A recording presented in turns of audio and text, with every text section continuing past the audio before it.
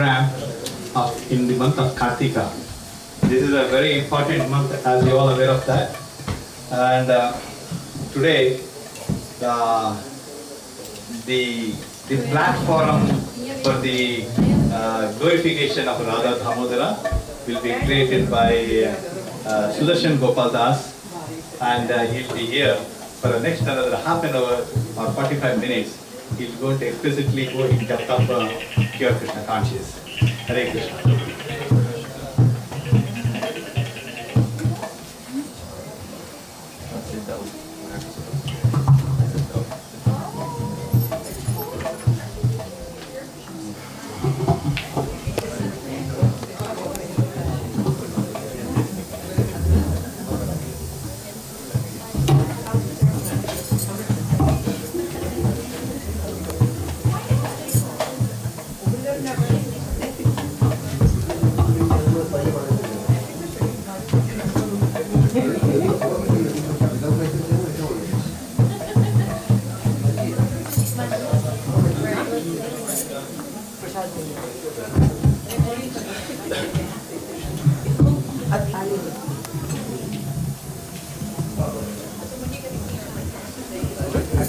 Hare Krishna. It's okay.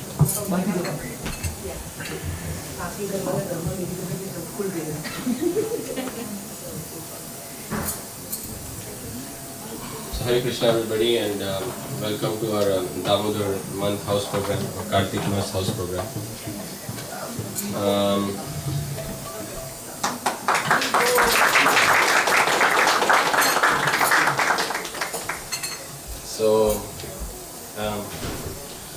I'm also thinking what I should be speaking, because I came to know only last night that I'm talking today, giving a talk. So say your prayers first.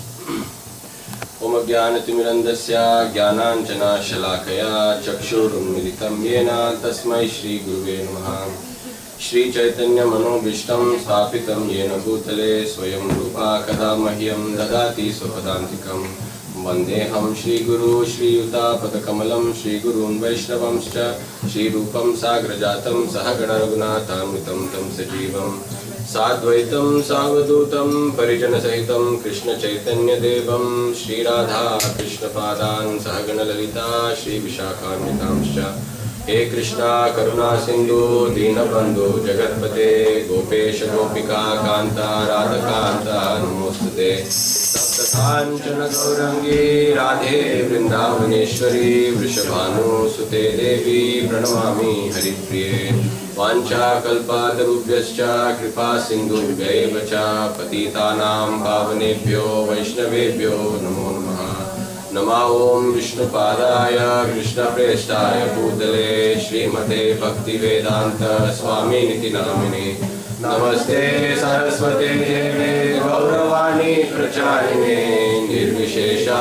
Shunyavadi Paschatya Deshatarine Jai Shri Krishna Chaitanya Prabhu Nityananda Shri Advaita Gadadhara Shivasadi Gaura Bhakta Vrinda Hare Krishna Krishna Krishna Hare Hare Hare Rama Rama Rama Hare Hare Om Namo Bhagavate Vasudevaya Om Namo Bhagavate Vasudevaya Om Namo Bhagavate Vasudevaya Om Namo Bhagavate Vasudevaya Om Bhagavate Vasudevaya Om Namo Bhagavate Vasudevaya Narayanam Namaskrityam Naram Chaiva Narottamam Devim Saraswatim Vyasam Tato Jayamudiraye Nashtaprayeshu Abhadreshu Nityam Bhagavata Sevaya Bhagavati Uttama Shloke Bhaktir Bhavati Naishtaki Mukham Karoti Vachalam Pangum Langayate Girim Yat Kripatamaham Vande Shri Gurum Dinatarinam Paramananda Madhavam Shri Krishna Chaitanya Ishwaram.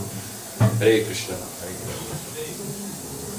So, this month is the month of Kartik, is the month of Dhamodra. So, lot of it is a very auspicious month.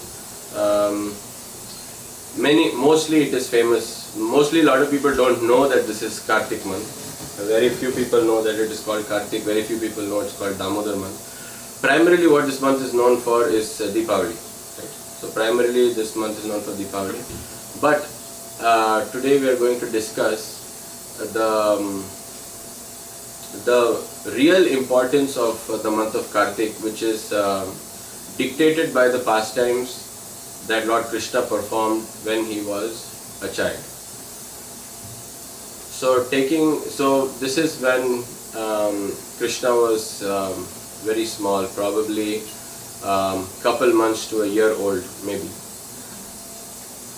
So previously, even before coming to Krishna's pastime, once there were two sons of demigod Kuvera. Now Kuvera is considered to be the god of wealth or finance. He had two sons.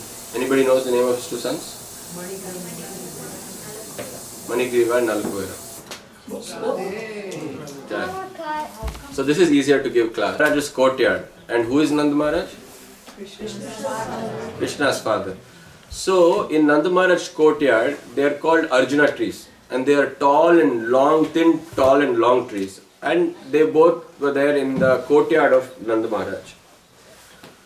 So this is a pastime that's happening in parallel. So they are experiencing their curse and they are there in Nanda Maharaj's backyard or courtyard rather.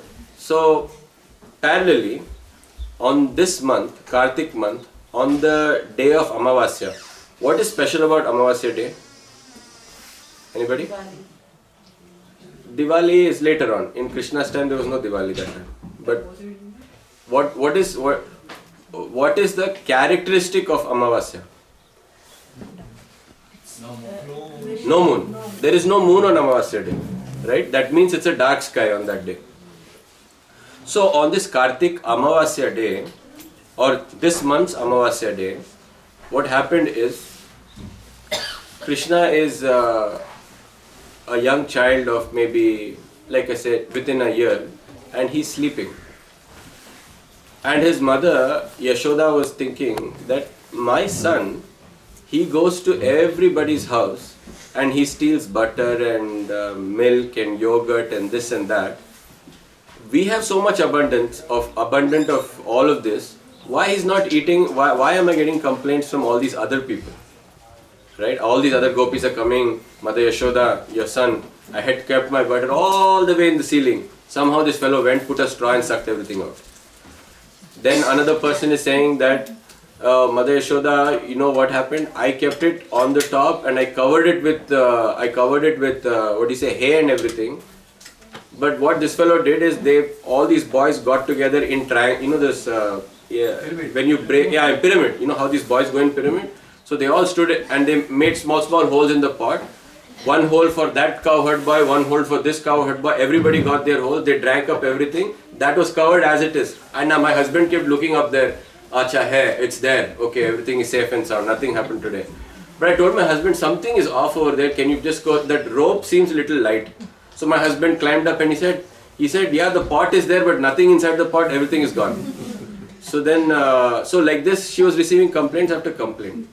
So then one day what she thought, maybe there is a chance, maybe that the butter and the ghee and the yogurt and all these things in my house are not that tasty enough. So what she does is that then she started suspecting that maybe the maid servants are not preparing it the right way. Maybe something is wrong. Maybe something, So it is more comfortable without the lights, but okay. So maybe the maid servants are not doing their jobs right. They are not churning the butter right. In the olden days they had to get the milk and they had the churning rod and they were churning. So what happens after that is, so one day, so this is the, in Bhagavatam, in the 10th canto, this is the shloka that they say.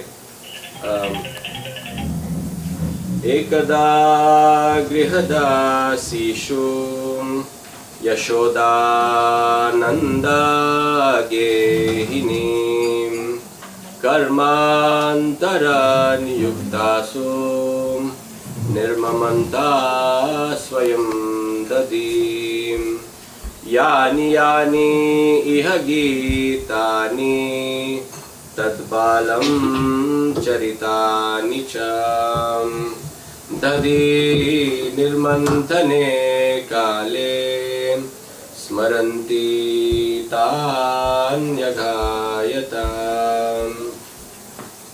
So this verse in Srimad Bhagavatam is the opening chapter of Damodar Leela, and they are saying it is a scene taken back 5,000 years ago as to what Yashoda mother was doing.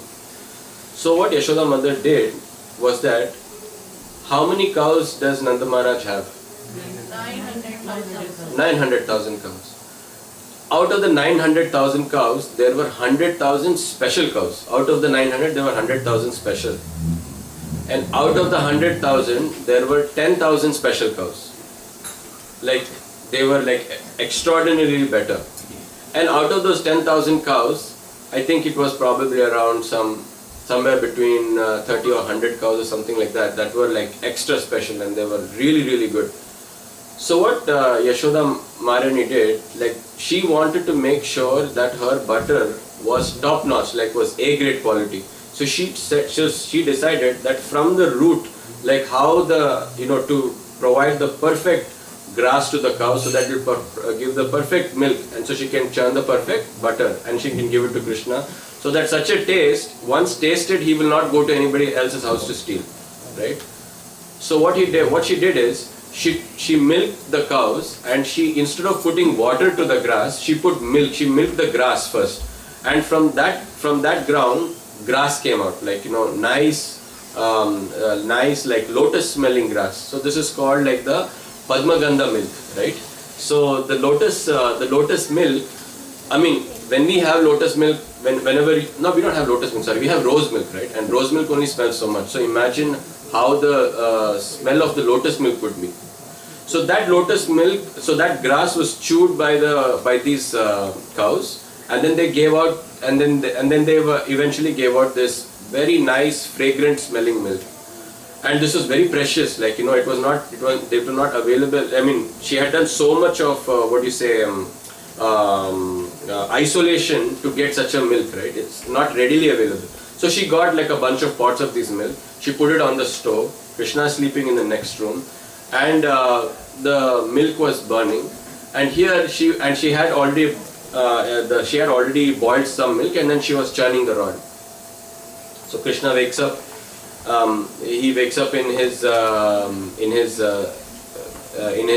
his deep sleep, and when babies are hungry, even in their sleep, they know that they're hungry, and immediately they wake up from the sleep. They just come out, and then they walk, and they don't know which direction they're walking. Just like a drunken elephant, if the elephant is completely drunk, it doesn't know. It moves sideways, it sways sideways, and it goes straight, it goes around, doesn't know what it's doing.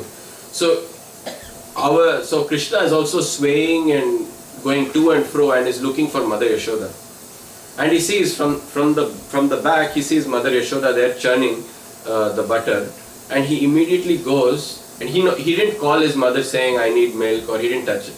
So our previous acharyas say that Krishna was so smart that he went straight away and caught hold of the churning rod.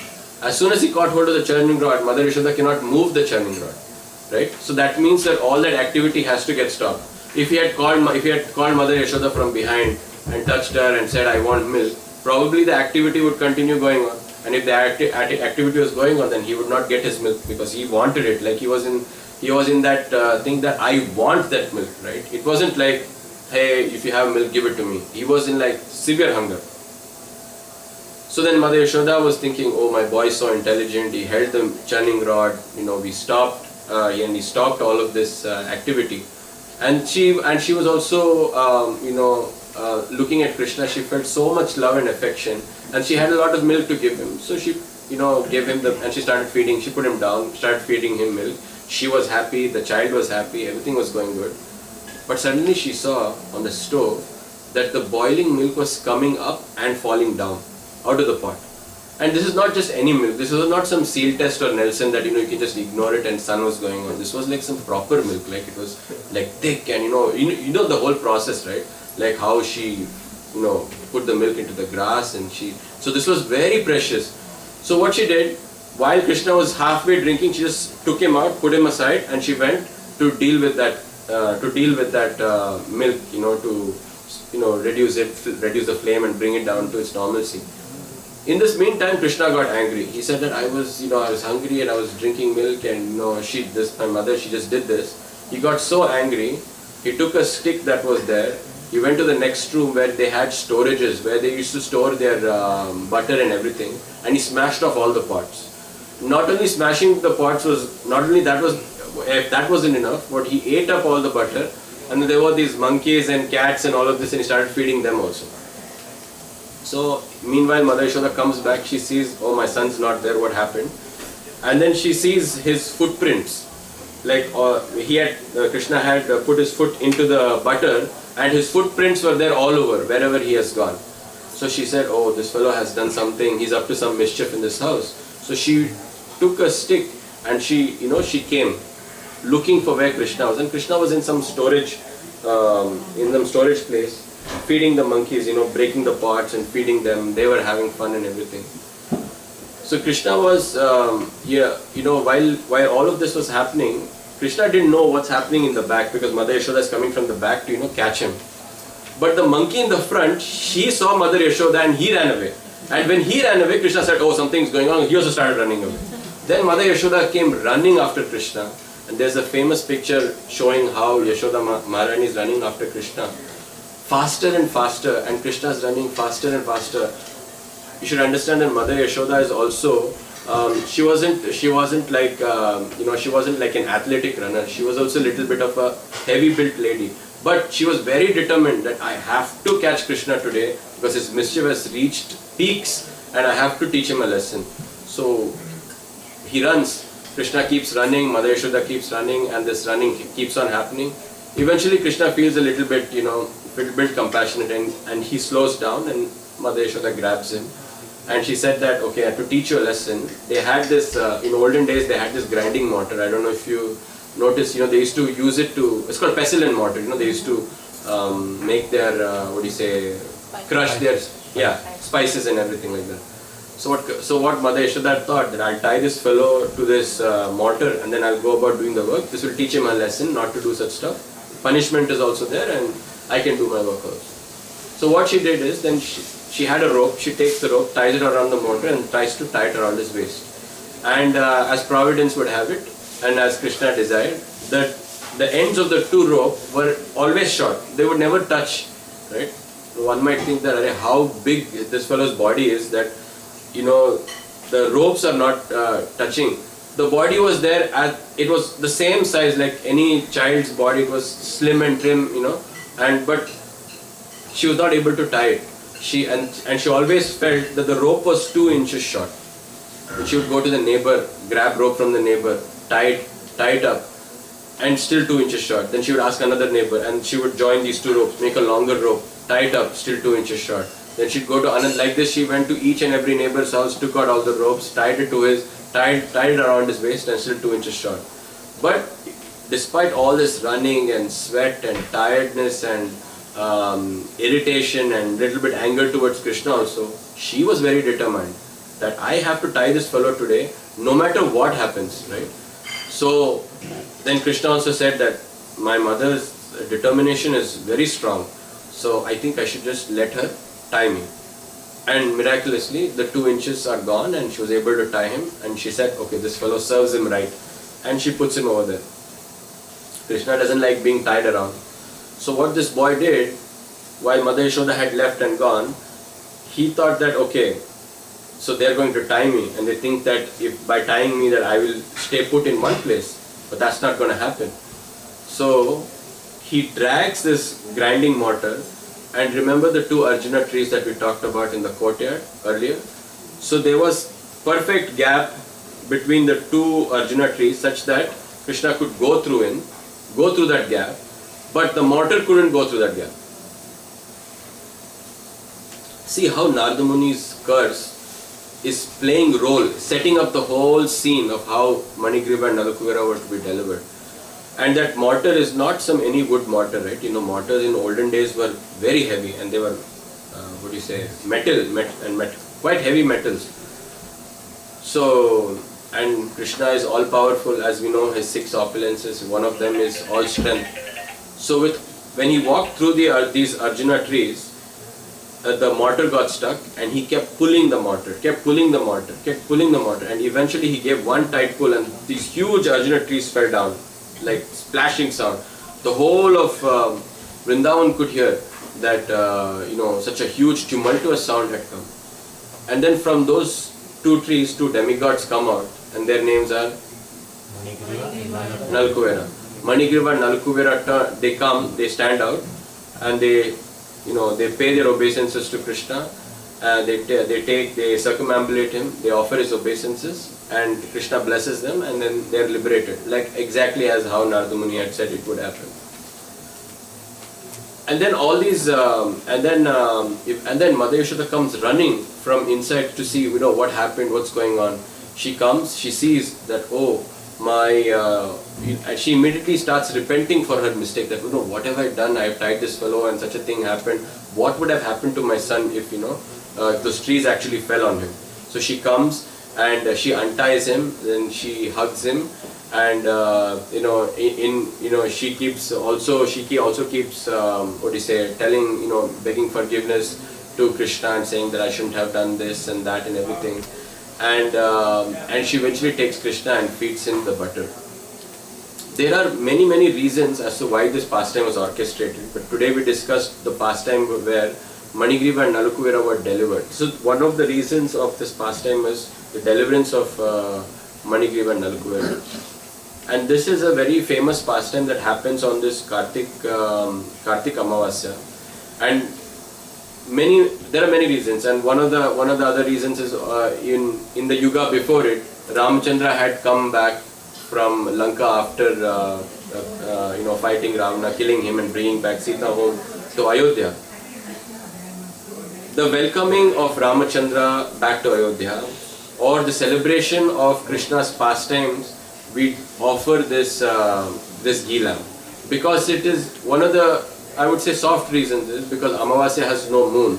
The welcoming was that they did not have torches and lamps, things and everything. So they would offer ghee lamps, and ghee lamps.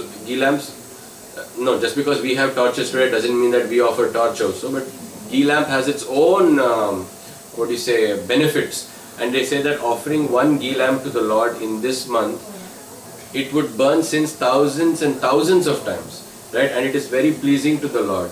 It's very pleasing to the devotees of the Lord, and that is why we offer ghee lamp to the Supreme Personality of Godhead. But that doesn't mean that you only offer it during the month of Kartik. You can offer it throughout the year. There's no thing, but it is special in the month of Kartik, right? To offer ghee lamps.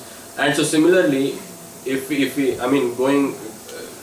going Rama's pastime and Krishna's pastime parallelly, you would notice that all of Ayodhya to welcome Ram had their ghee lamps on.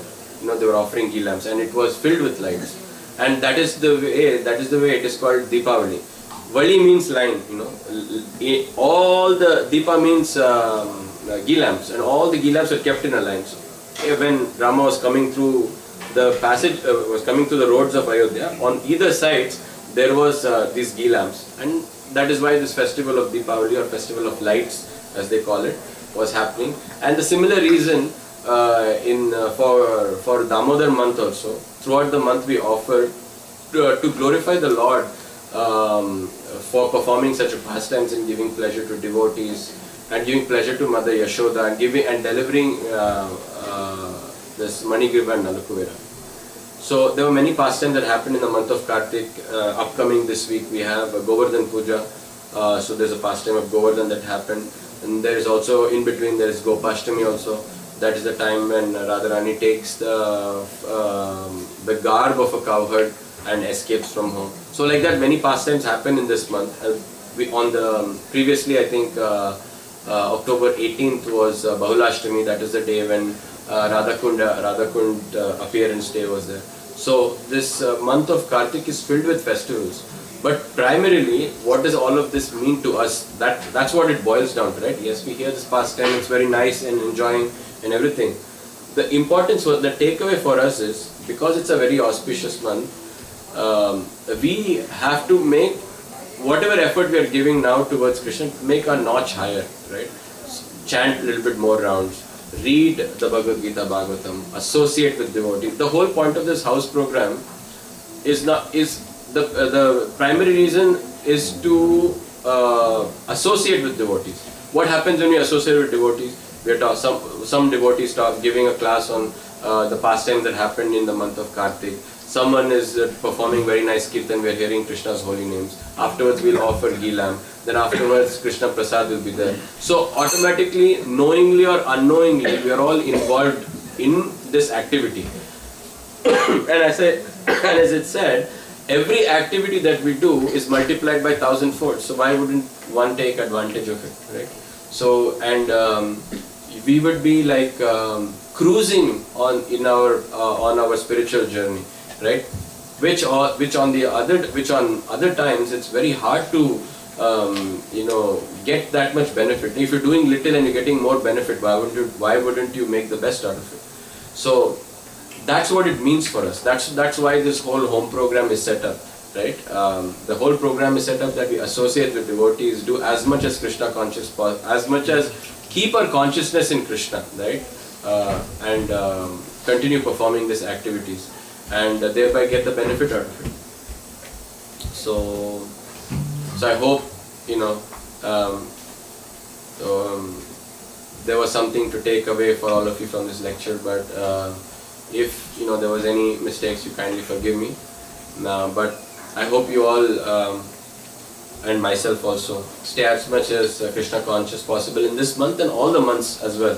If we do well in this month, maybe it will be an inspiration to do it every month and continue like that. This is the time where we charge our battery spiritually, so that for the rest of the year we are very much in Krishna consciousness, very much in link, because there's so much going on in everyone, in all of our lives. Someone's worried about Bank of Canada raising rates, and someone's worried about job, and someone's worried about children. So many things are going on in our lives, right, where our attention span is going everywhere. But if we are in Krishna consciousness, or if we are glued, if our consciousness is glued to Krishna, then none of these can shake us up, and that will keep us rooted. And if it keeps us rooted, then everything goes smoothly, and our goal on spiritual journey is kept intact, right? So that's the idea.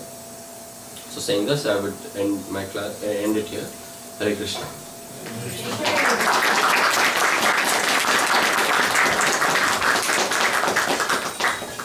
So Mataji is not there. What's the next program? I think Dhamodra Arati is the next program. Dhamodra. Hare Krishna.